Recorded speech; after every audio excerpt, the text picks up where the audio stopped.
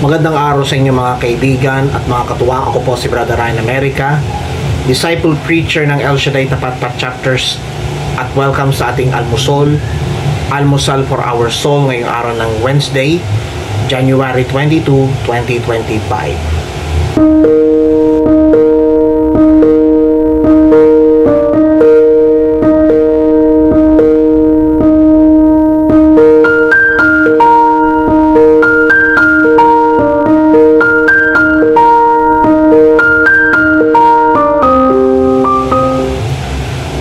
Ang mabuting balita ay Mark 3:1-6.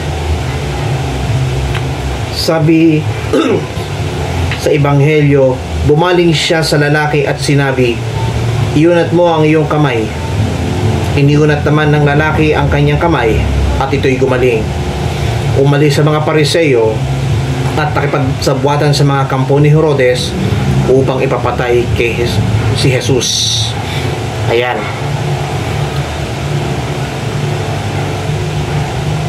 Ika nga ng Panginoon sa lalaking patay ang kamay, stretch your hand. Iunat ang kamay. Maganda pong viral at trending. Stretch your hand.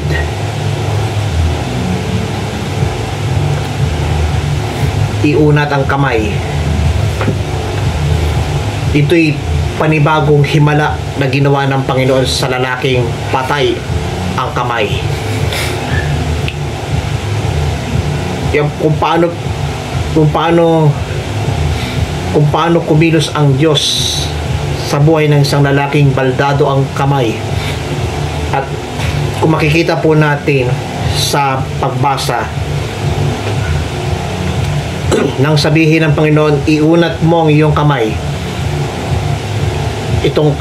itong kamay ng lalaki na baldado ay biglang inunat at tuluyang gumaling mula sa kanyang pagkakabaldado.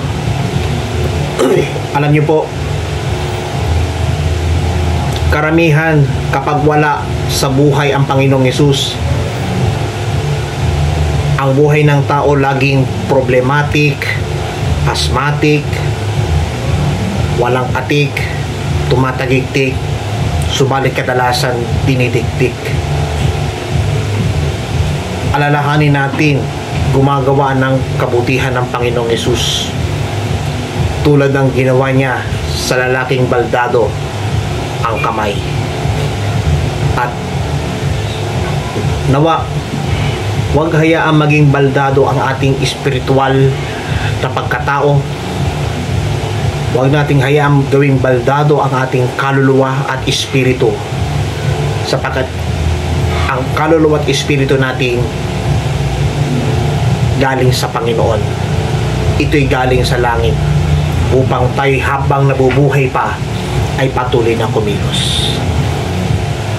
Kumilos ng may kababaang loob at kumilos tayo na ayon sa kanyang kalooban. Kung nagustuhan niyo po ang video na ito, tapagpala, pass it on.